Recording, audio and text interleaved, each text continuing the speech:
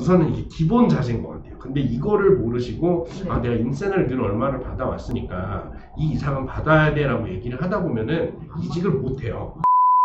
다음에는 이제 경력직 대상의 이직 시 연봉 협상 팁에 대해서 조금 말씀드리려고 해요. 언젠가 이직을 하시게 되면은 나중에 이런 팁으로 활용하시면 좋을 것 같습니다. 총 연봉보다는 기본 연봉 중심으로 협의하는 게 좋겠다라고 말씀을 드렸어요. 왜냐면은 인센티브를 내가 통상 얼마를 받는다. 통상. 그러니까 고정 인센티브가 아닌 거죠. 통상 얼마를 받는다 뭐 이런 식으로 얘기를 하다 보면은 협의가 잘 안 돼요. 기본적으로. 회사는 기본 연봉 베이스로 회사의 사규 안에서 안을 주겠죠.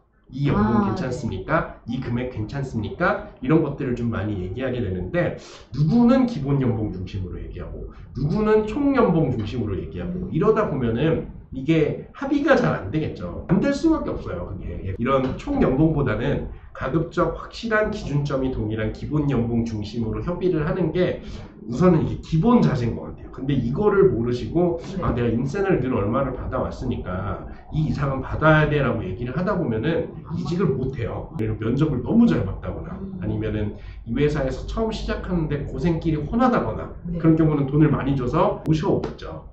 그건 진짜 특별한 케이스입니다. 그런 거 아니면은 대부분 이제 기본 연봉 중심으로 협의를 하는 게 가급적 이제 베이스 맞추는 부분이 된다라고 봐주시면 좋을 것 같아요.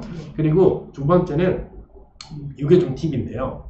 회사에서 이렇게 지원금을 주는 경우가 있어요. 고정적으로 지급받는 현금성 지원금이 있다면 급여 형태로 인식하고 포함되는 방향으로 협의를 하는 게 좋겠다. 뭐 유통사에 가셨다고 칠게요. 외부 미팅이나 영업 활동 같은 것들이 많으니까 영업 지원금을 월 30만 원을 줄게. 근데 이게 급여 때 나와요, 대부분. 근데 내가 먼저 쓰면 안 되잖아요, 기본적으로. 그렇죠. 이제 뭔가 지원금을 받아야 되는 게 맞는 건데 그래서 이제 월 30만 원을 이제 급여 때 같이 받아왔었어요. 월급이 이제 3천만 원이어서 월 250씩을 받았는데 영업 지원금 30만 원까지 해서 280씩 들어오고 있었어요.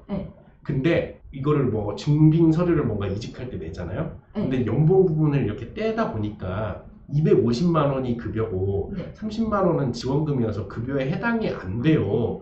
그래서 이거는 인정해 드릴 수가 없습니다라고 회사에서 얘기할 수도 있잖아요. 충분히 그럴 수 있는데 그거를 가지고 나는 월마다 받는 금액이었다라고 얘기할 수도 있잖아요. 그거를 이제 연봉이 아니기 때문에 뭐 지원금 회사에서 아니라고 하니까 빼야겠네라고 생각하지 마시고 좀 떼를 써야 되는 거죠. 월 30만 원씩 영업지원금을 받고 있어서 정말 나는 급여로 인식해서 280만 원 정도를 생활비에 맞춰서 쓰고 있었던 사람인데 근데 막 250, 60만 원 정도로 뭔가 연봉 제한 해버리면 내가 이직할 이유가 없다. 그렇게 얘기를 해야 된다는 거예요. 생각보다 이제 지원금 같은 것들도 뭐 월급이 아니니까 간과하시는 분들이 계신데 저는 오히려 이런 것들에 잘 맞춰서 얘기하시는 케이스도 많이 봤습니다. 그래서 급여 형태로 인식하고 포함되는 방향으로 본인이 이럴 때 조금 어그레시브 해야 돼요. 이거 뭔가 너무 세게 얘기하면 뭔가 버릇없어 보이지 않을까? 인사 담당자한테 잘못 보이는 거 아닐까? 이런 생각하실 수도 있는데 저는 충분히 얘기할 수 있는 포인트라고 생각을 해요. 그래서 이런 것들도 같이 말씀을 하시면 좋겠다라고 말씀드리고 싶고요.